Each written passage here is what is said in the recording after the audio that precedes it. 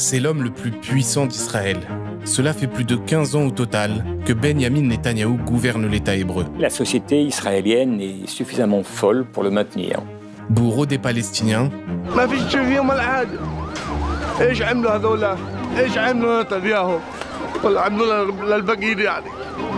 I, the Prime Minister of Israel, care more about Palestinians than their own leaders do. mais aussi bourreau des Israéliens.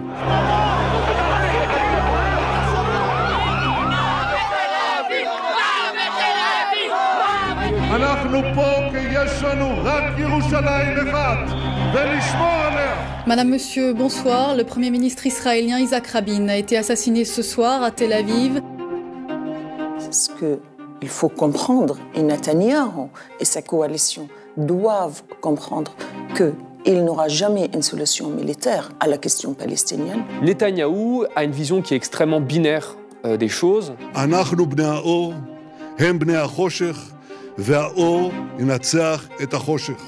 Netanyahou n'est pas quelqu'un qui souhaite véritablement, c'est évident, mais œuvrer pour le bien commun et la vérité. C'est quelqu'un qui est un pur manipulateur politique et intellectuel, et il est prêt à tout pour faire asseoir son opinion. Depuis sa plus tendre enfance, il n'a qu'un rêve, voir ressurgir l'ancien royaume d'Israël. Pour cela, il est prêt à tout. Hitler didn't want to exterminate the Jews at the time, he wanted to expel the Jews. Maître dans l'art de la survie politique, il n'a pas hésité à s'associer avec les religieux les plus extrémistes pour se maintenir au pouvoir. Netanyahou et ses ministres d'extrême droite ne sont pas intéressés à la paix telle qu'elle est décrite dans le livre d'Isaïe. Ils ne sont pas intéressés à une forme de coexistence pacifique avec les Palestiniens. Découvrez l'homme qui incarne l'extrême droitisation de la société israélienne. Il y a une blague très rigolote en Israël qui dit « Comment sait-on quand Netanyahou ment ? C'est quand ses lèvres bougent. »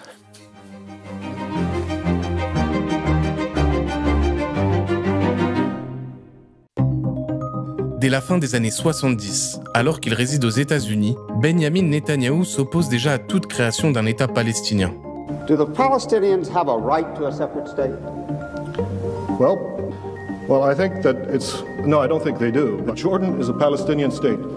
So what we're talking about is a demand for a 22nd Arab state and a second Palestinian state. Une doctrine et une conviction politique qu'il tient de son père, Benzion Netanyahou, admirateur des régimes autoritaires, notamment de Mussolini et du fascisme.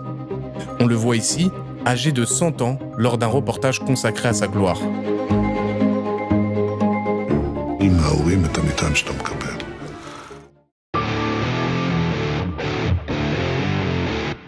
Je m'appelle Sylvain Sipel, je suis journaliste. J'ai été à Courrier International que j'ai dirigé, et puis j'ai été près de 20 ans au Monde également. Le père de Netanyahou, c'est un fasciste sincère. La proposition fasciste, elle lui convenait tout à fait. Quand le fascisme émerge dans les années 20, il adhère totalement au fond politique, idéologique du fascisme. Il éduque ses enfants dans cette pensée-là. Et ça ne l'abandonnera jamais. C'est un homme qui, après la naissance d'Israël, est parti d'Israël parce qu'il détestait les sionistes socialistes, car il n'y avait rien de plus détestable au monde que le socialisme. Son père était un membre, donc, précisément de la fraction ultranationaliste du sionisme. Ce qui caractérise la droite nationaliste sioniste, c'est qu'à aucun moment, ils n'ont accepté l'idée du partage. La grande Palestine devait être pour eux et seulement pour eux. C'est ça l'éducation de Netanyahou. Il est dans ce bain-là.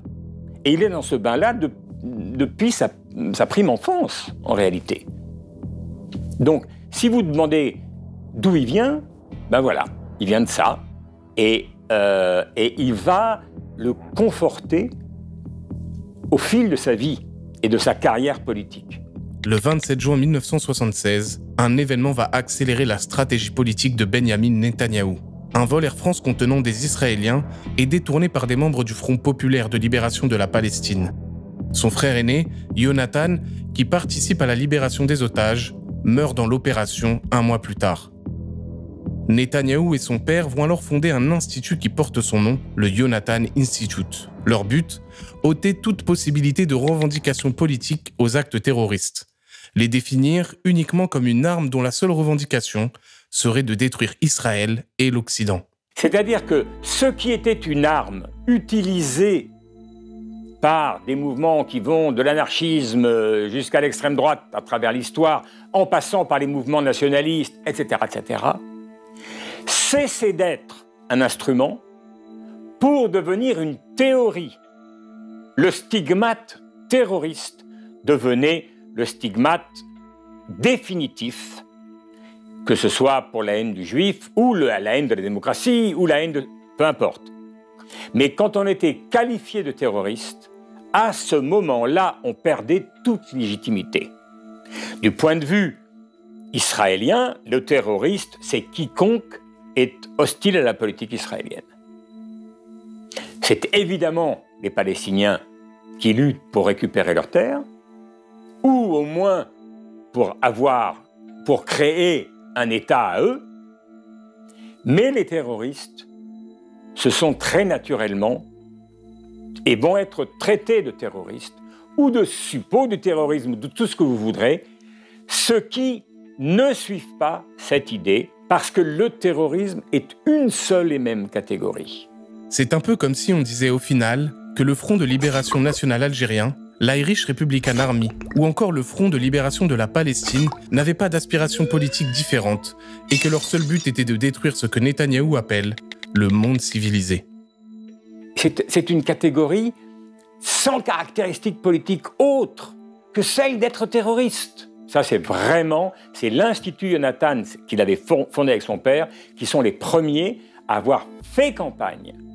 Et leur impact et leur influence sur les néoconservateurs américains a été très importante.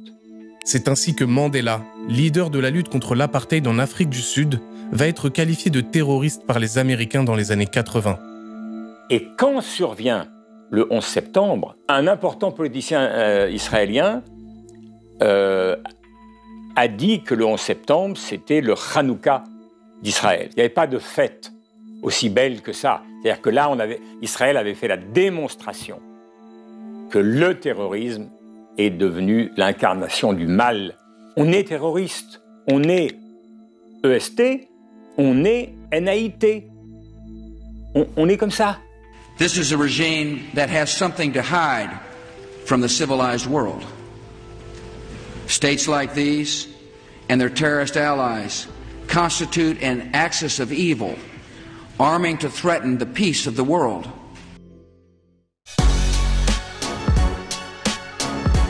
Je suis Thomas Vescovi, chercheur indépendant, spécialiste d'Israël et des territoires palestiniens occupés. On a là, si tu veux, toute une espèce de mantra qui va se mettre en place progressivement et qui va permettre de faire intérioriser aux jeunes Israéliens le fait que quand ils vont faire l'armée, ils ne doivent pas se poser de questions sur la justesse ou non de la cause. Ils font l'armée parce qu'ils sont l'avant-garde d'une lutte occidentale contre le terrorisme. Le Palestinien qu'ils vont avoir face à lui, ce n'est pas quelqu'un qui peut se soulever demain pour sa liberté, c'est quelqu'un qui vous en veut parce que vous êtes Israël et vous êtes même juif. C'est extrêmement puissant comme mentalité. Et c'est puissant parce que du 11 septembre 2001 au 13 novembre 2015 en France, les Israéliens vont avoir l'idée qu'en fait, eh bien voilà, les Occidentaux font face au même mal que nous. C'est-à-dire que, un petit peu comme Sharon l'avait dit à l'époque, Arafat, c'est notre Ben Laden. C'est-à-dire qu'en gros, les Palestiniens, en fait, c'est faux. C'est pas un mouvement de libération qu'ils ont en tête, c'est surtout un mouvement terroriste qui veulent nous détruire et nous anéantir. Dès que les gens se sont révoltés, on les a traités de terroristes, évidemment. Et tout ça a été fait pour garder la maîtrise des territoires. On expliquait par mille motifs, y compris par des motifs sécuritaires. Mais la raison fondamentale, c'est qu'on voulait garder des territoires. En 1993, un processus de paix est engagé entre Yitzhak Rabin, Premier ministre israélien issu de la gauche travailliste, et Yasser Arafat, président de l'autorité palestinienne. Ce sont les accords d'Oslo.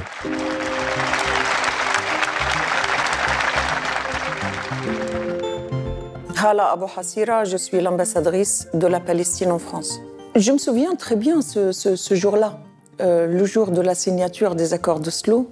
J'avais 17 ans, à peu près, 17 ans. Et j'avais commencé à avoir une conscience politique, une conscience de problèmes politiques, de la question de peuple palestinien, de l'occupation israélienne. Bien sûr, après 7 ans d'une intifada, de enfin pouvoir concrétiser la paix, concrétiser un État palestinien indépendant et souverain et concrétiser une coexistence entre les deux peuples, le peuple israélien et le peuple palestinien. C'était un vrai moment d'espoir pour tout le monde.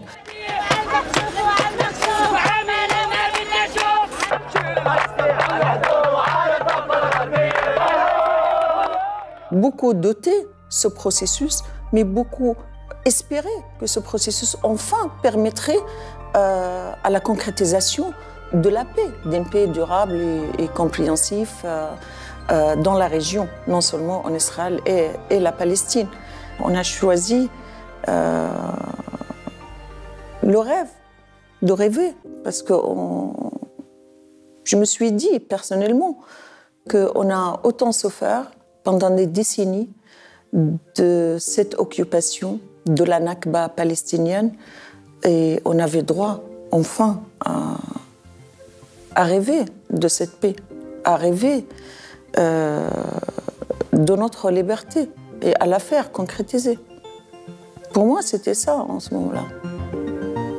Face à Rabin, Netanyahou, alors chef du Likoud, parti nationaliste très à droite, s'associe aux colons pour s'opposer aux accords d'Oslo. של איש הדמים ערפאת. אני אומר כאן לממשלת ישראל שמתרפסת בפני האיש הזה. אני אומר לה בשם הציבור הגדול הזה. אנחנו כאן כי לעולם לא ניתן לחלק מחדש את ירושלים. C'est quelqu'un qui avait été ambassadeur à l'ONU pour Israël depuis 1984, qui avait pris la tête du Likoud depuis à peu près le début des années 90 et qui est en Israël l'un des fers de lance de la contestation contre Yitzhak Rabin dans des manifestations qui sont extrêmement violentes et virulentes de la droite qui expliquent que Rabin est en train de faire un accord avec des terroristes, avec des gens antisémites avec qui on ne doit pas avoir confiance, Arafat notamment. Et c'est également un courant politique qui va véritablement fracturer le champ israélien de la société israélienne, c'est-à-dire en diabolisant Rabin, en le caricaturant avec un kéfier, en officier SS. Donc vraiment, on crée un climat de tension permanent. Netanyahou avait un slogan qui était à la fois un slogan antidémocratique et un slogan raciste. C'est-à-dire qu'il disait dans sa campagne contre Rabin, pour refuser l'accord d'Oslo, qu'il considérait comme une trahison, c'est-à-dire que l'accord d'Oslo était supposé mener à la chose qui était la pire aux yeux de Netanyahou, c'est-à-dire l'existence d'un État palestinien à côté d'Israël. Et de ce point de vue-là, Netanyahou disait « Rabin a une majorité au Parlement, mais il n'a pas une majorité juive. » Et il y a deux choses qu'il faut dire, c'est que quand on dit ça, eh ben, ça veut bien dire ce que ça veut dire, c'est-à-dire qu'en fait, les voix des non-juifs au Parlement, il y a 20%, à peu près 20% de Palestiniens en Israël, eh ben, il ne faut pas les prendre en compte. Et dans les 80% qui restent, eh bien, Rabin n'a pas une majorité. Mais ça, en même temps, ça veut dire qu'il y a des citoyens qui n'ont pas les mêmes droits. Ça veut dire qu'il y a des gens qui comptent et ceux qui ne comptent pas. Les juifs comptent, pas les autres. Or, l'État, la citoyenneté est supposée être égale pour tous.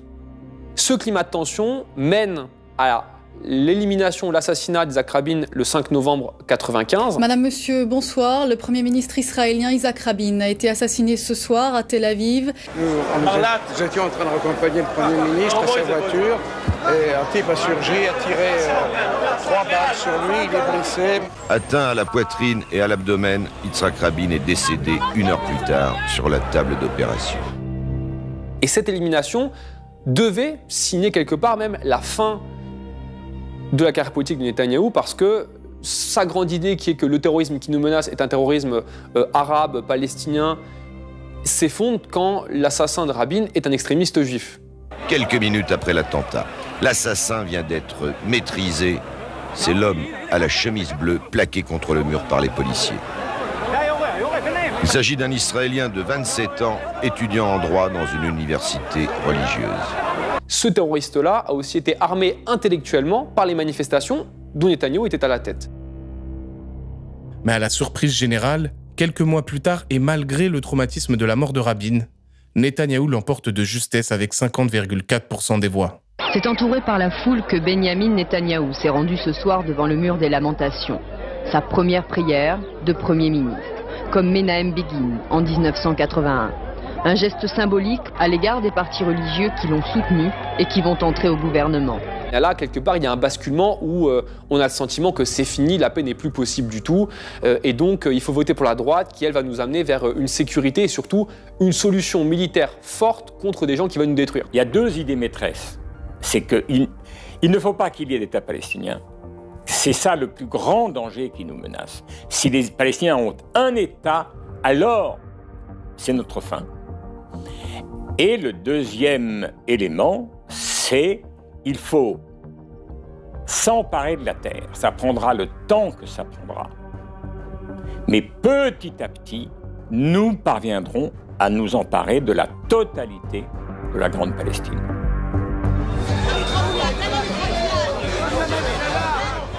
De son refus des accords d'Oslo, à son premier mandat entre 1996 à 1999, puis à son retour en 2009, où il ne va quasiment plus quitter le pouvoir jusqu'à aujourd'hui, Netanyahou a compris que le mouvement nationaliste qu'il représente avait tout intérêt à s'associer aux sionistes religieux d'extrême droite pour garder le pouvoir.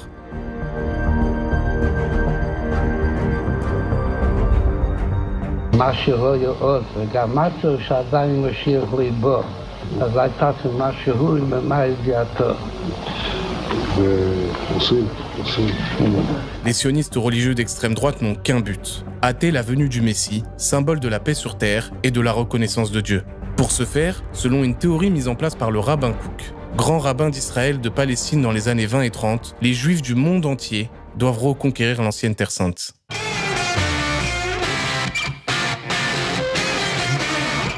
Je m'appelle Émile Ackerman, je suis rabbin de la communauté orthodoxe moderne à Ayeka que j'ai cofondée avec mon épouse rabbinite Myriam Ackerman-Sommer à Paris. Il faut savoir que depuis moins 586, qui est la destruction du premier temple de Jérusalem, les prophètes puis les rabbins qui leur ont succédé ont convoqué de manière extrêmement régulière l'idée de la venue du Messie et de la fin de l'oppression. Une des révolutions entre guillemets du rabbin Kook, c'est qu'il inclut non pas juste les juifs religieux, mais le peuple juif dans son ensemble en disant ce qui est très important, c'est le travail de la terre, c'est faire vivre l'État d'Israël et chacun a son rôle à jouer, les religieux et les non-religieux. Et donc en ces termes, il a développé une forme de théologie très inclusive et c'est aussi pour ça qu'il a rencontré un franc succès.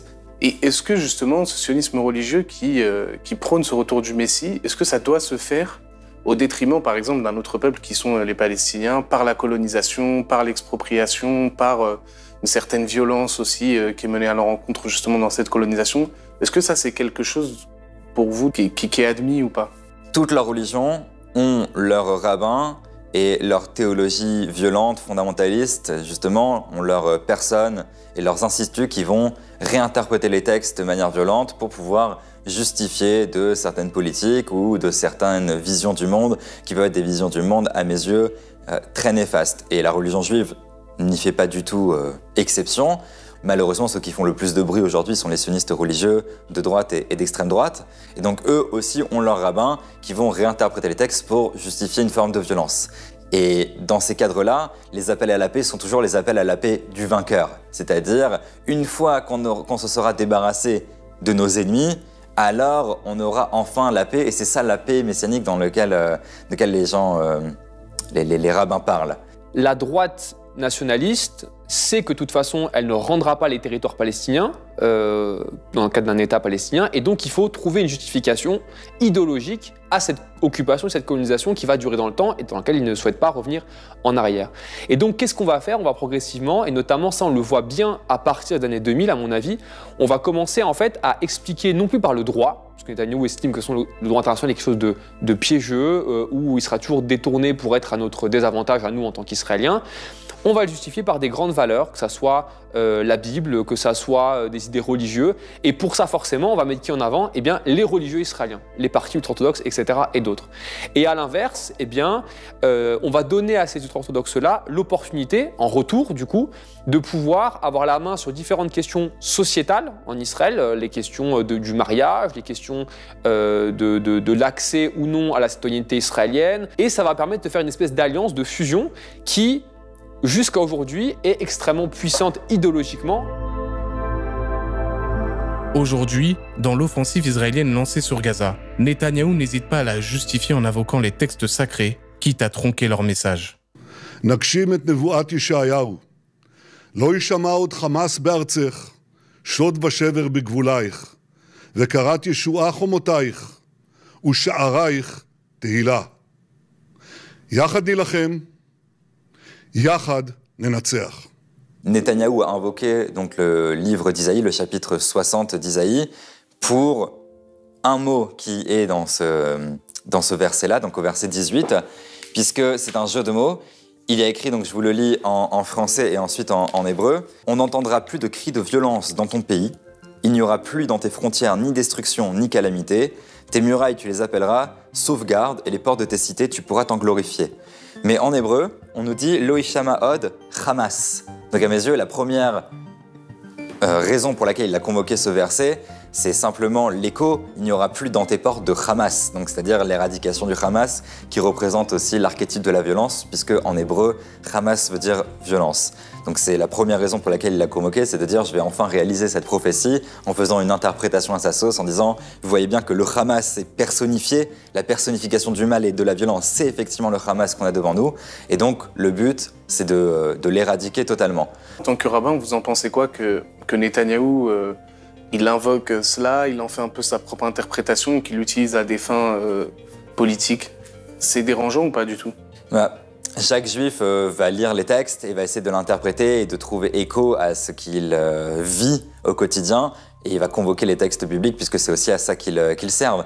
Après, le convoquer en conférence de presse pour justifier une guerre, c'est assez cocasse étant donné que Isaïe est aussi un des livres que les rabbins et que les chercheurs appellent le livre de la révolution prophétique. C'est un livre de révolution morale où justement Isaïe est un prophète qui va énormément insister sur la fin de la violence, entre les hommes, et sur l'idéal qui est un idéal sans guerre, et aussi sur le fait que les personnes qui se disent très religieuses, très pratiquantes, si elles ne sont pas capables de mener une vie éthique au niveau personnel, eh bien Dieu leur dit que tous leurs rituels religieux ne valent rien.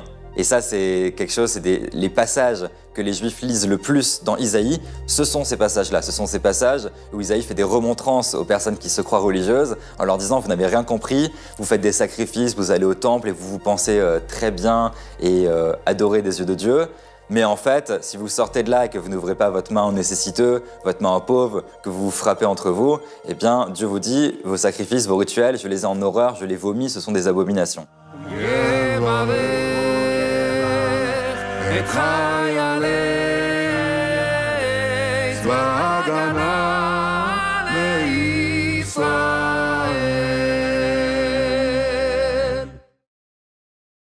En 67, lorsque l'armée israélienne s'empare du mur des lamentations, immédiatement, le grand rabbin de l'armée, qui s'appelle le rabbin Goren à l'époque, il sonne le chauffard, la trompette qu'on sonne les jours de fête, etc. Et il déclare qu'il faut raser la mosquée Al-Aqsa et reconstruire le temple. Comment dire? Je ne sais pas s'il y a peut-être 200 personnes en Israël qui disent il a raison, mais les gens disent mais il est dingue. Et donc, à l'époque, le rabbin apparaît comme un dingo. C'était en 67. On est en 23. Ça va faire 55 ans. 56 même. Eh bien, aujourd'hui, les gens qui disent qu'il faut raser Al-Aqsa, mais ils sont pléthores. Ils ont des écoles rabbiniques dans lesquelles ils enseignent ça. Ils ont des journaux. Ils ont des réseaux. Ils ont des élus à la Knesset. Et maintenant, ils ont des ministres. Ça résume 50 ans, un demi-siècle d'évolution. האחדות חשובה, אהבת ישראל חשובה. המקום הזה, זה המקום הכי חשוב לעם ישראל, שבו אנחנו צריכים לחזור ולהראות את המשילות שלנו. De la fin des années 70 à 2009, Netanyahou a donc tout mis en place pour asseoir sa domination politique et idéologique. Désormais, plus rien ne peut l'arrêter.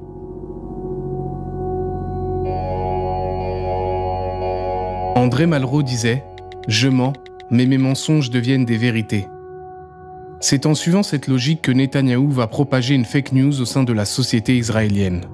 En 2015, lors du Congrès sioniste mondial, il déclare que Hitler ne voulait pas exterminer les Juifs. Selon Netanyahou, l'idée lui serait venue après sa rencontre avec le mufti de Jérusalem de l'époque, Haj Amin al-Husseini. Hitler didn't want to exterminate the Jews at the time, he wanted to expel the Jews.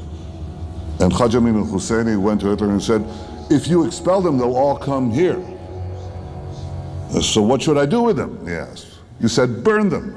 Tous les grands historiens américains, tous les grands historiens israéliens disent mais c'est une dinguerie, il invente tout.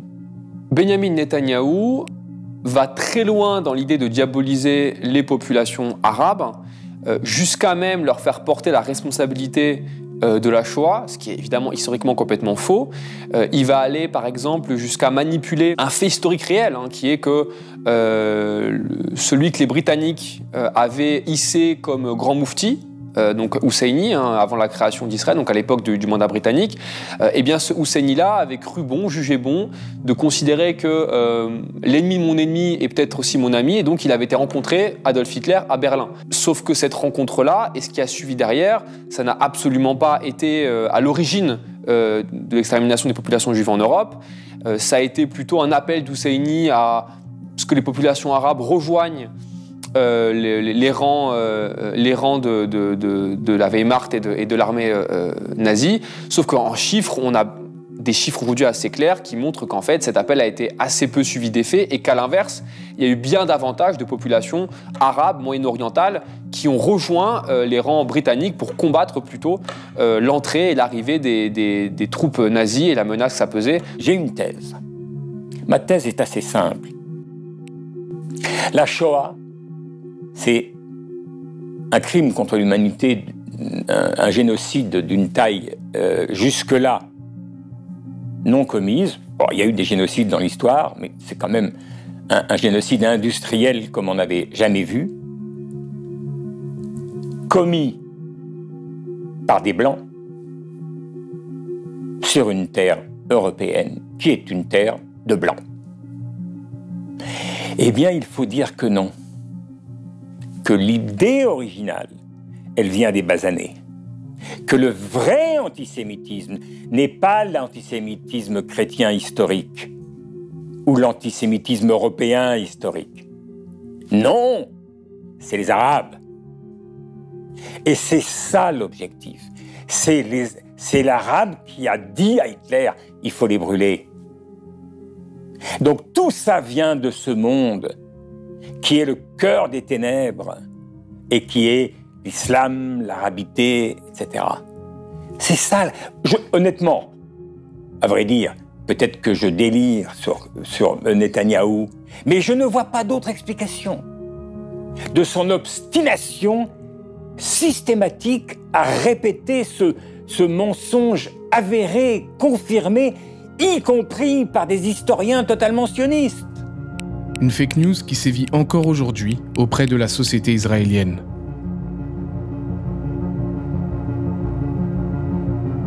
Qu'est-ce que vous en avez pensé, vous, quand vous l'avez vu dire de telles choses qui sont historiquement fausses? C'est une tentative encore de Netanyahou de déshumaniser le Palestinien de diaboliser le Palestinien, de coller aux Palestiniens des accusations et des crimes. C'est la énième tentative de Netanyahou de diaboliser le peuple palestinien.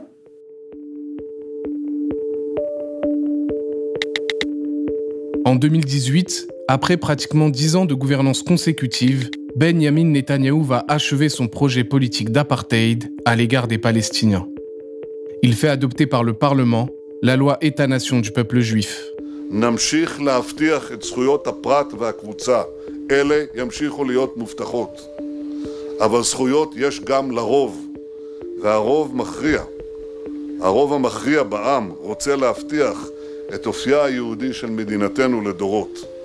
Le plus important, c'est que ce qui est dit, c'est que dans l'État d'Israël, seuls les Juifs ont droit à l'autodétermination. Ça veut dire cet État est juif, la terre est juive, ont une nature. Ce qui caractérise l'État n'est pas son statut politique. Est-ce que c'est une monarchie? Est-ce que c'est une république? C'est pas ça qui... ce qui caractérise l'État, c'est l'ethnicité de l'État.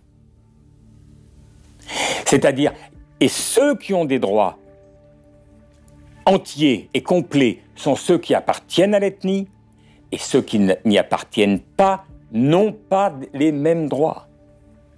Une fois qu'on l'a appliqué à un droit spécifique, le droit à l'autodétermination, on peut l'appliquer à n'importe quoi d'autre.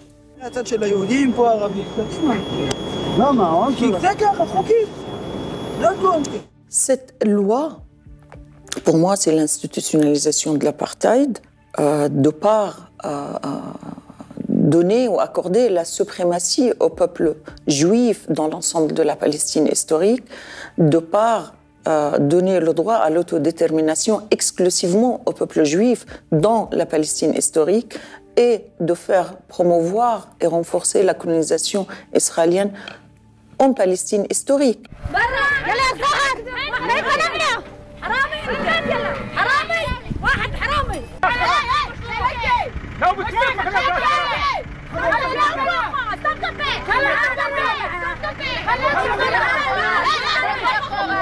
C'est le moment où Netanyahou est passé à l'action en 2018 pour aller encore plus loin dans son projet colonial de coloniser l'ensemble de la Palestine historique, de territoires palestiniens occupés et de faire vider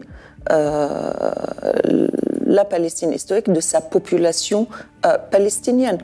Jacob, you know this is not your house. Yes, but if I go, you don't go back. So what's the problem? Why are you yelling at me? I didn't do this. I didn't do this. But it's easy to yell at me, but I didn't do this. You are stealing my house. And if I don't steal it, someone else is going to steal it. No one is allowed to steal it, ya ammi. Netanyahou n'a jamais caché son souhait que le régime d'apartheid, qu'il refuse de considérer comme un terme valide pour qualifier la situation, c'est un vrai projet politique israélien de Netanyahou et de ses alliés. C'est-à-dire le fait de considérer que oui, dans ce territoire-là, des populations n'auront pas les mêmes droits, effectivement, parce que c'est à nous l'opportunité d'avoir l'ensemble des droits et du contrôle du territoire. Et en fait, cette loi État-nation du peuple juif, elle permet de renforcer ces deux points-là, politiques, et elle permet, à mon avis aussi, à l'international, de valider l'idée que Israël n'est pas un État comme les autres, c'est l'État du peuple juif, État-nation du peuple juif. Ça crée un lien quasiment indéfectible entre n'importe quel juif dans le monde et Israël, ce qui est très dangereux,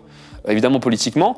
Et en fait, si on retombe sur le début de ce que j'expliquais, eh bien, ça permet de valider, du point de vue de Netanyahou, le fait que quand on critique Israël, quand on s'oppose à Israël, on s'oppose au pays du peuple juif. Et donc, quelque part, on est antisémite. Voilà, parce qu'on crée les conditions pour attaquer le seul pays du peuple juif au monde, là où à l'inverse, eh bien, des pays, des courants politiques qui peut-être sont antisémites, mais si eux nous soutiennent, ils le sont moins que les autres. It's very refreshing to have a request made to the Prime Minister of Israel that doesn't require money. How can I refuse? I accept it gladly as a sign of our growing friendship.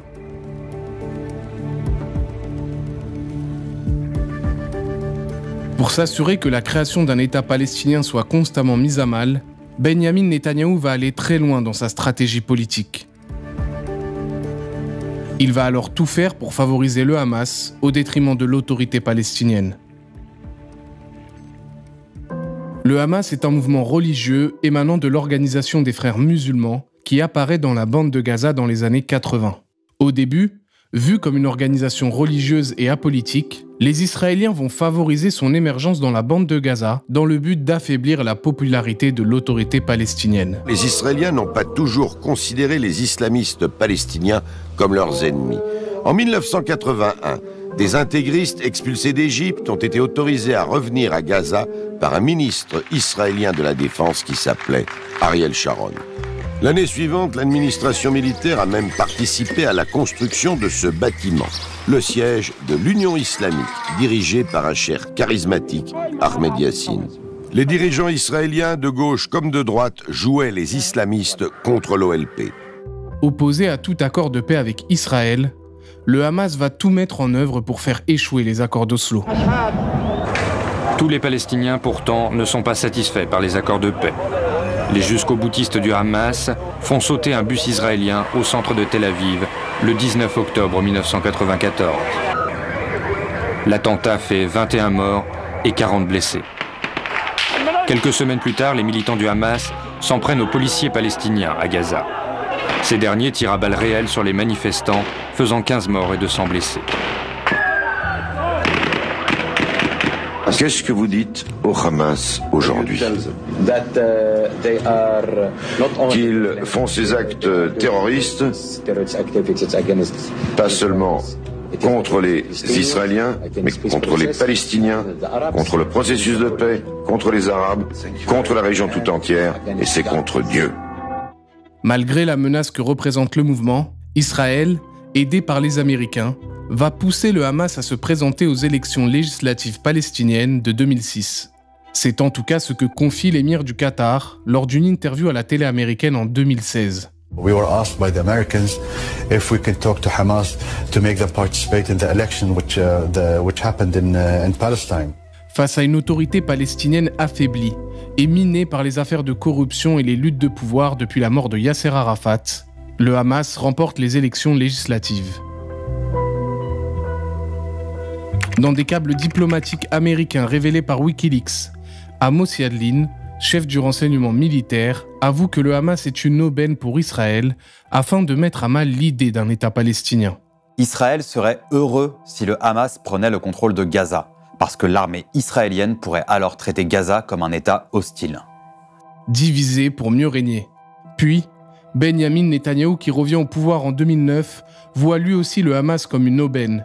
Lui, qui depuis toujours est opposé à la création d'un État palestinien. Pour favoriser le Hamas, Netanyahou va alors demander au Qatar, petit État du Golfe, de financer le mouvement afin de lui permettre de garder son hégémonie sur la bande de Gaza.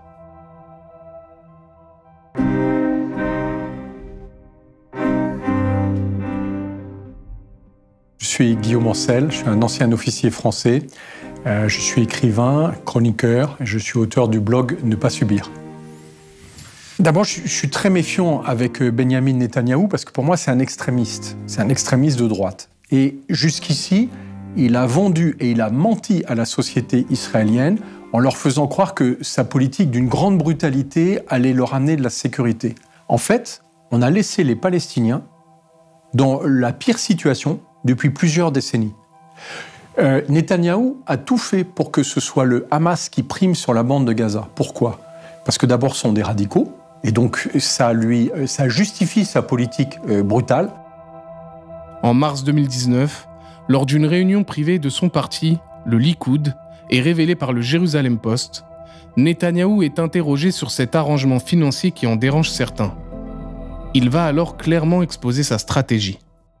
Quiconque est opposé à un État palestinien devrait y être favorable.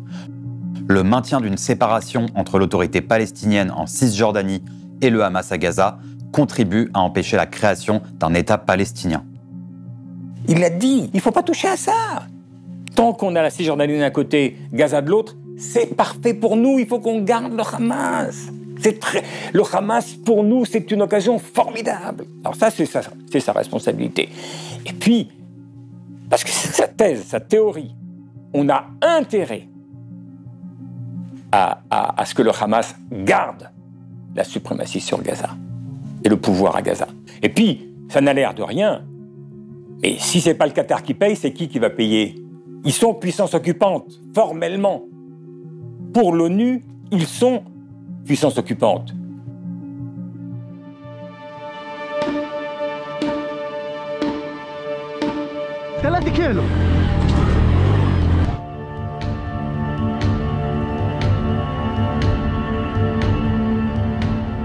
Le 7 octobre, le Hamas lance son opération Déluge d'Al-Aqsa, qui fait 1200 morts, dont 800 civils et plus de 200 otages.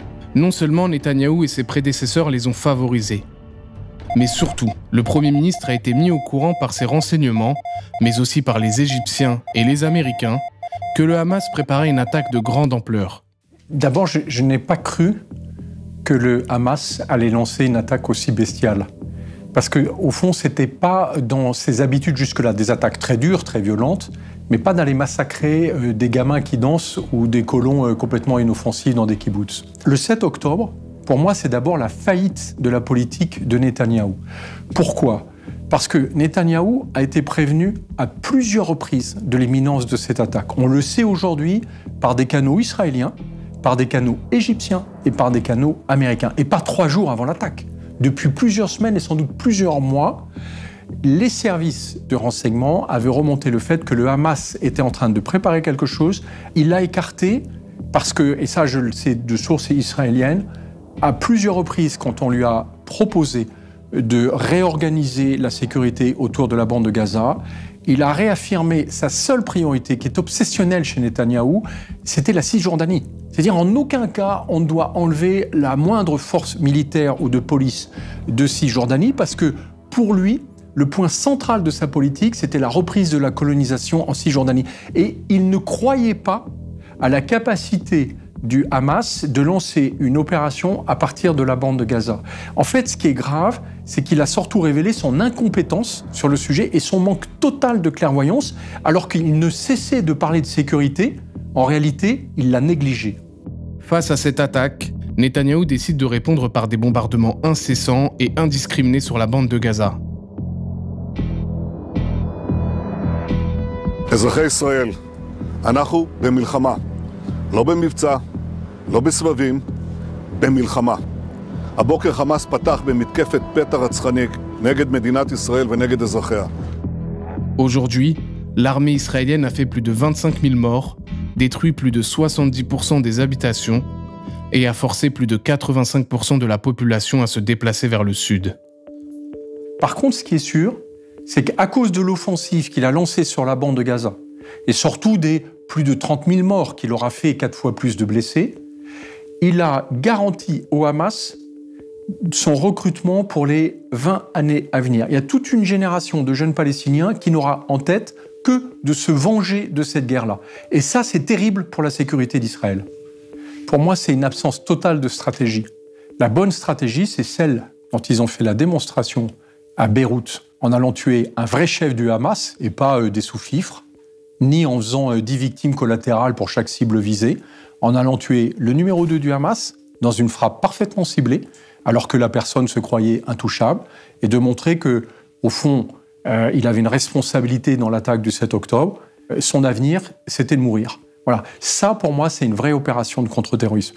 A contrario, et c'est ça qui fait mal, parce qu'on voit bien qu'Israël sait faire du contre-terrorisme, lancer une offensive militaire massive contre un camp de réfugiés à ciel ouvert, dont les gens ne peuvent pas s'échapper puisqu'ils sont assiégés, dans lequel il y a 2,3 millions de personnes qui sont massées, et de tirer dessus avec des bombes de 250 kilos, des tirs d'artillerie qui correspondent à la même chose, hein, c'est des salles de 6 obus de 45 kilos, c'est exactement la même chose.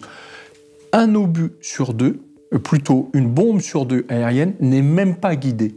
Ça veut dire qu'on fait un carnage assumé. Avant même de tirer, on sait qu'on va faire un maximum de victimes, puis au milieu, il y aura peut-être quelqu'un du Hamas.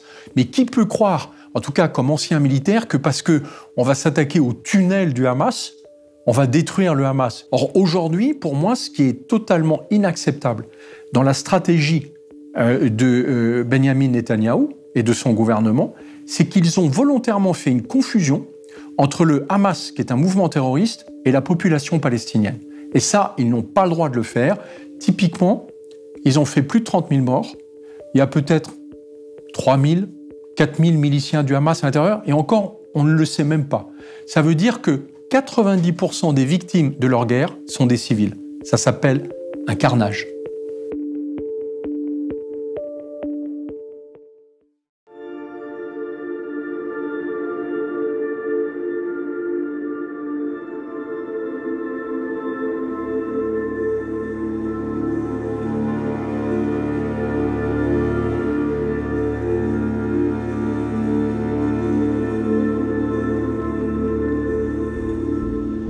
Dans cette folie destructrice, Israël en vient parfois à tuer ses propres hommes. Près de 17% des soldats tués dans la bande de Gaza l'ont été par l'armée israélienne. Et parfois, l'armée s'en prend même aux otages qu'elle est censée libérer. En décembre dernier, 3 otages israéliens qui se sont présentés face à des soldats se sont fait tuer. Netanyahou vend le fait que son opération va permettre de libérer des otages. Il y a 3 otages qui se présentent devant l'armée israélienne. Manifestement, il y a un ancien militaire ou un militaire parmi eux parce qu'ils prennent beaucoup de précautions. Ils se présentent torse nu pour montrer qu'ils n'ont pas de gilet explosif. Ils ont un drapeau blanc. Ils se mettent tout de suite en position de neutralité, c'est-à-dire qu'ils s'assiedent par terre pour bien montrer que voilà, ils ne sont pas en train de préparer une embuscade. Et l'armée israélienne les flingue, mais les flingue consciencieusement. Ils sont même allés chercher le 3e qui avait été blessé pour l'achever. Donc on voit bien que les consignes de l'armée israélienne, parce que ça, c'est pas Tsahal qui en a décidé, c'est le gouvernement Netanyahou, c'est tir libre. C'est-à-dire qu'en fait, il tire d'abord et il regarde après. Quel but Netanyahou cherche-t-il à atteindre en détruisant ainsi la bande de Gaza?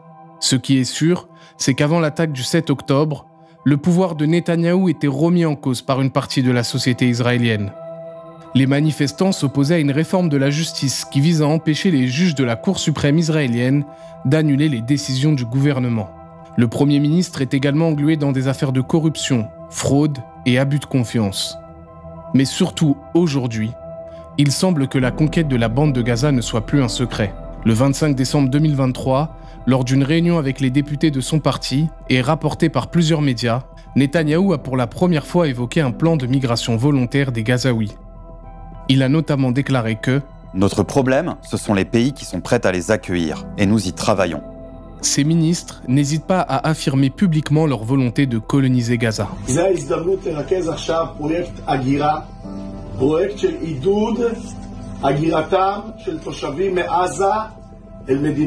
Cette guerre pour Netanyahou est une opportunité pour lui de survivre politiquement. Et d'ailleurs, c'est inquiétant parce qu'il fera tout pour rester en guerre. Même si c'est sous un format et une envergure moins importante, tant qu'il est en guerre, il peut se maintenir au pouvoir. Et il sait très bien que le jour où il arrête son offensive militaire, entre les comptes qu'il devra rendre à la société israélienne, les otages, dont il n'a pas cherché en fait à épargner la vie, quoi qu'il ait raconté. La seule fois où il y a des otages qui ont été libérés, c'est quand enfin il a accepté d'interrompre pendant une semaine son offensive militaire. Netanyahou n'a plus aucun avenir politique. Et son seul horizon pour se maintenir encore un temps, c'est clairement de rester en guerre, de dire on n'a pas le temps de parler politique parce que vous comprenez, il y a une guerre qui est en cours. L'ONU n'hésite plus à alerter quant au risque de génocide en cours à la bande de Gaza.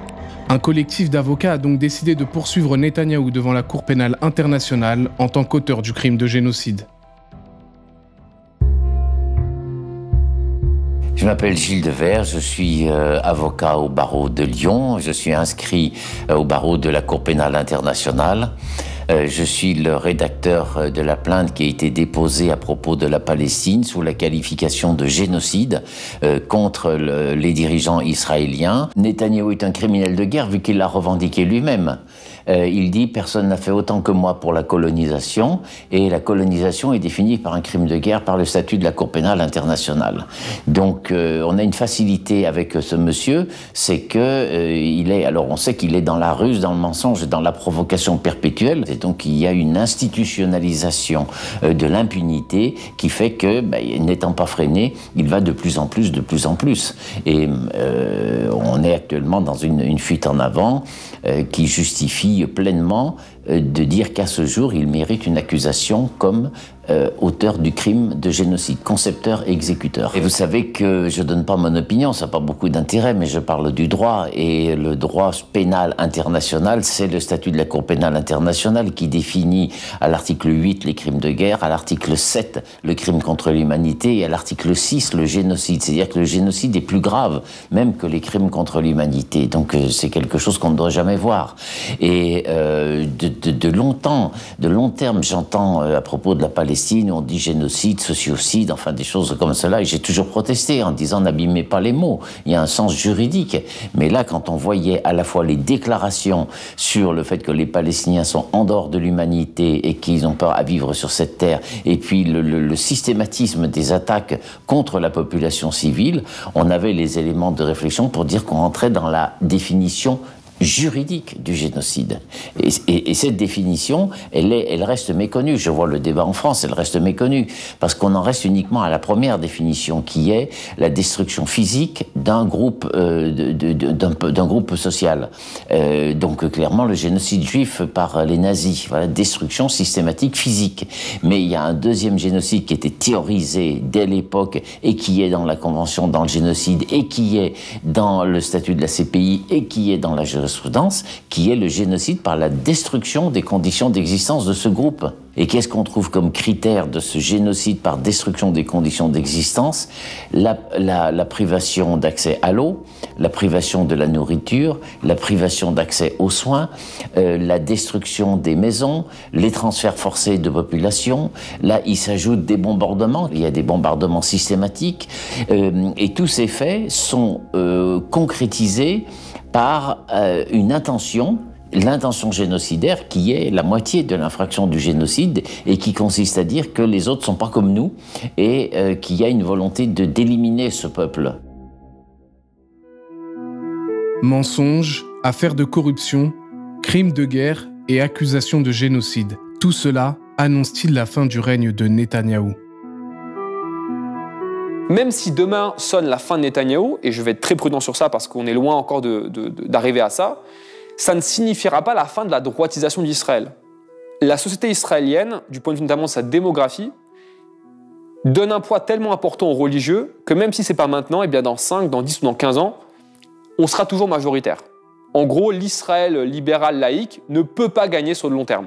On voit à quel point ça amène de plus en plus à l'impunité, donc à une droitisation et un sentiment total de pouvoir faire tout ce qu'on veut sur les Palestiniens et sur leur territoire sans jamais rien risquer. Netanyahou aujourd'hui et sa coalition avec Ben Gvir et Smotrich qui se déclarent fascistes cherchent l'explosion totale dans l'ensemble du territoire palestinien occupé. Ils cherchent la liquidation totale de la question palestinienne, ce que il faut comprendre, et Netanyahou et sa coalition doivent comprendre qu'il n'aura jamais une solution militaire à la question palestinienne, que cette question est une question politique, une question de droit, une question de justice, une question de liberté, une question de dignité de tout un peuple. Le peuple palestinien garde toujours l'espoir parce qu'on a cette conviction de notre cause, cette conviction et enracinement dans notre terre. Nous n'avons pas le choix que de garder l'espoir et œuvrer vraiment pour concrétiser notre droit inaliénable à l'autodétermination.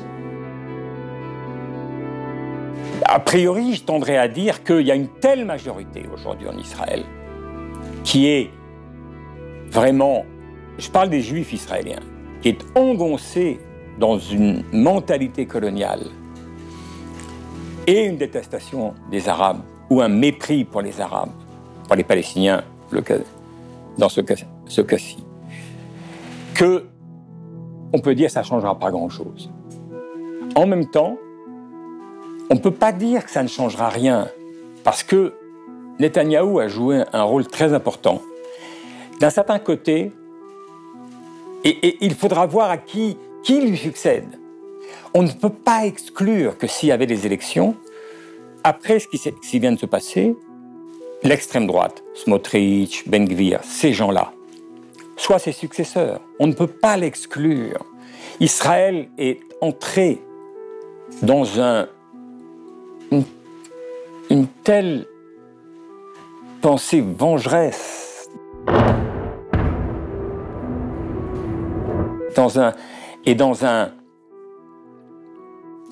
je dirais, une geste tellement coloniale.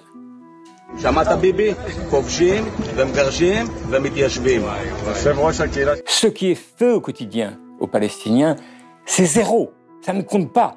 D'ailleurs, on ne le montre quasiment pas à la télévision israélienne. On s'en fout. On s'en fout.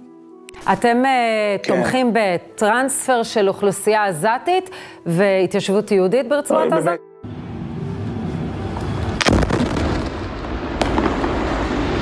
טרנספר, מדברים על הרצון לשפר דיור לעזתים שרוצים לשפר את הדיור שלהם, שלא מוכנים לגור שם בתנאים האלה. לשפר דיור.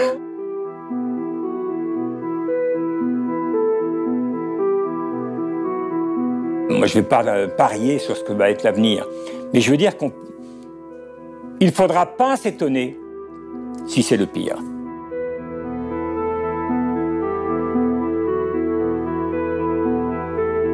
Un peuple ne lèvera plus l'épée contre un autre peuple et nous n'apprendrons plus la guerre. ושופעת בין הגויים והוכיח לעמים רבים וכיתתו חרבותם לעתים וחניתותיהם לממזרות לא יישא גוי אל גוי חרב ולא ילמדו עד מלחמה